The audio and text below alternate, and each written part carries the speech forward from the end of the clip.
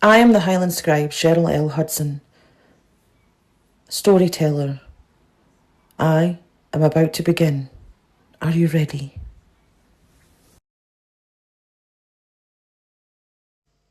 I am the Highland Scribe, scribe to the stones, to the winds, to the bloodlines that walk unseen. Come closer, closer still. You see, the fire's warm, but this tale tonight, well, this tale runs wild. Now there is a place deep in the Highlands where the mist moves like a thought, and where the air grows cold, even in the summer. And the trees, oh, they stand no as part o' the land, but like sentinels. You see, they call it nothing now. Nae map dares to name it.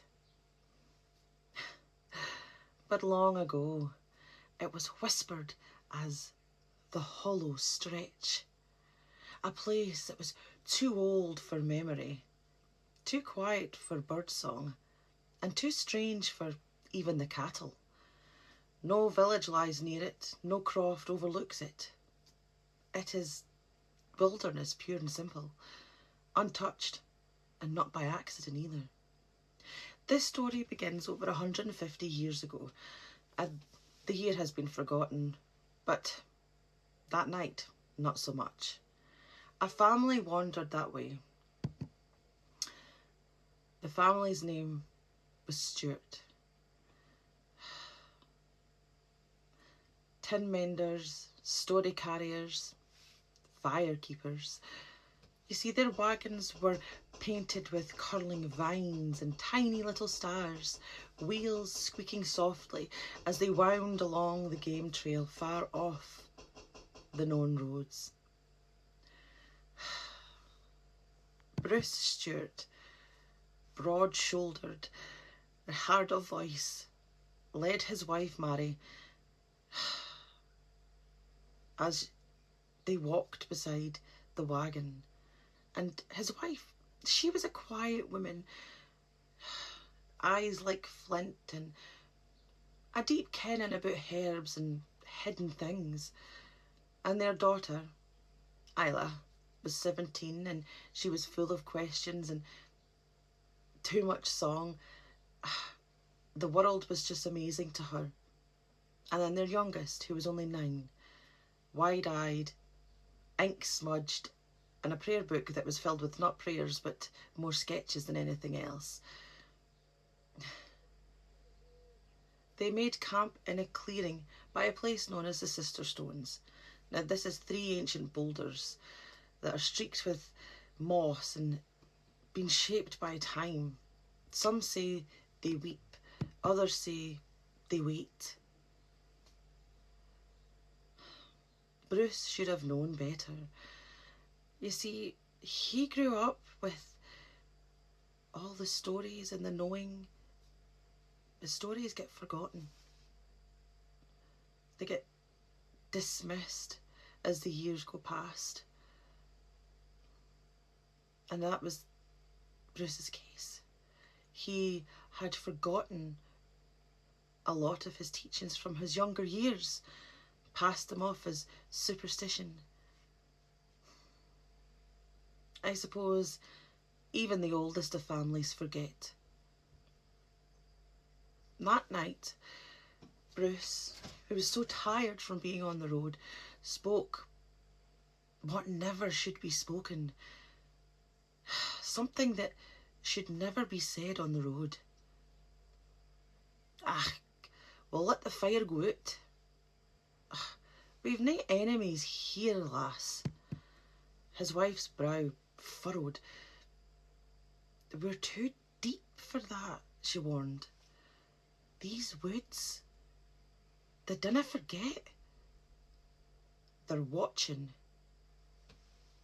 But the fire was left to die, meaning there was no longer any circle of protection.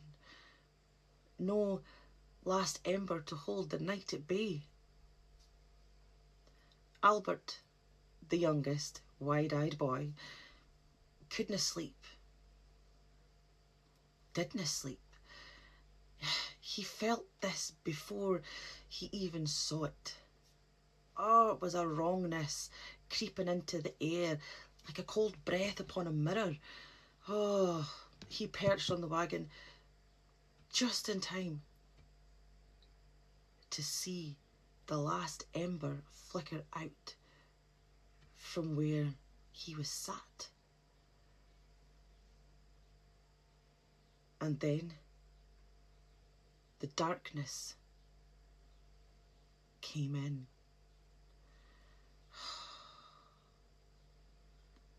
That's when they came. No beasts, no man. Things fae before stories had names, crawling as if the trees had actually birthed them, fae their very roots. Creatures of ash and bone, their limbs bent backwards, their mouths yawning too wide and too silent. Smoke clung to them.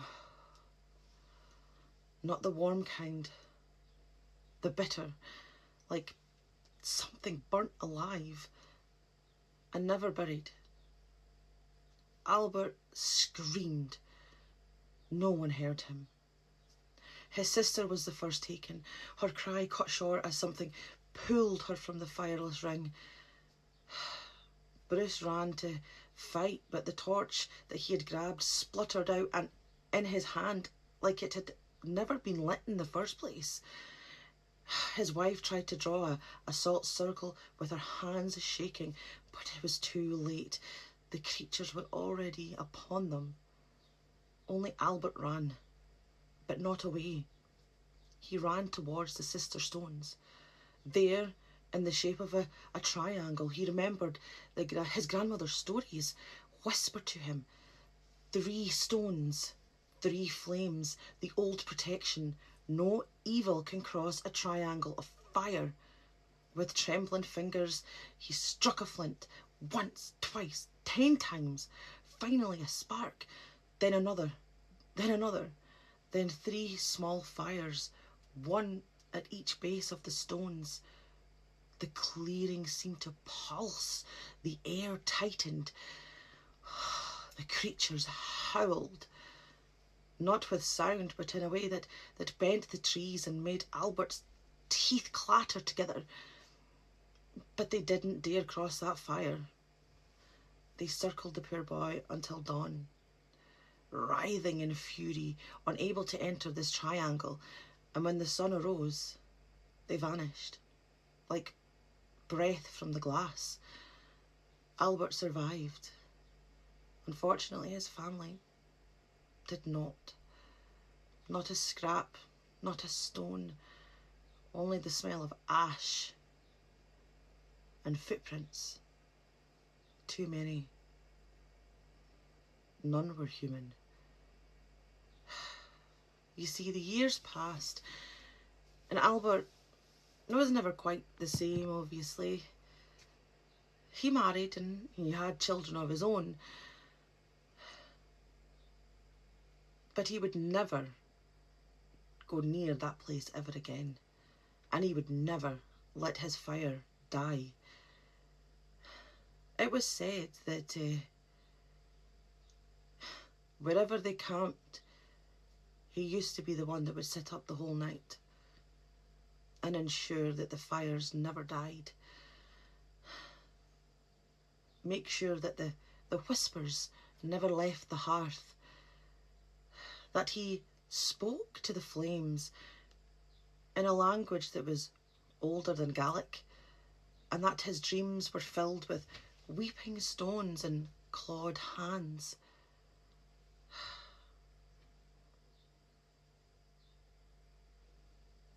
But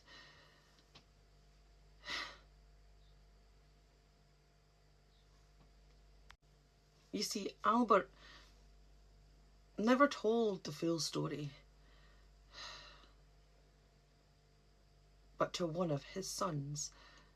The rest he would give little snippets, but they all dismissed him anyway. And how do I know this? Well, because Albert Stewart was my great grandfather, and I am the Highland Scribe. See, I've walked these roads that most folk dinna ken exist. I've stood in that clearing, 'cause I ken where it is, where nothing grows, where the earth is scorched in the shape of a broken ring. I've touched the sister stones. They're still warm beneath the moss, like they hold some ember of what happened. Nae tour guide can take you where I could, and nae hiker's blog would mention it, because you dinna find the hollow stretch. It finds you. And if you belong, you want to ken about Scotland, forget your glossy brochures and selfie spots. Talk to the wind, to the fire, listen to the land itself, because the land listens to you. And if you ever wander far enough to feel truly alone and your fire starts to flicker out, even though there's no wind, please light another, and another, and keep the third for the stones, because the land watches and it remembers what we forget. And it kens when the fire goes out, that's when they come. And they dinna take kindly to being forgotten. I am the Highland Scribe, scribe to the stones, to the winds, to the bloodlines that walk unseen. And until the fire flickers again, sleep tight, wanderers.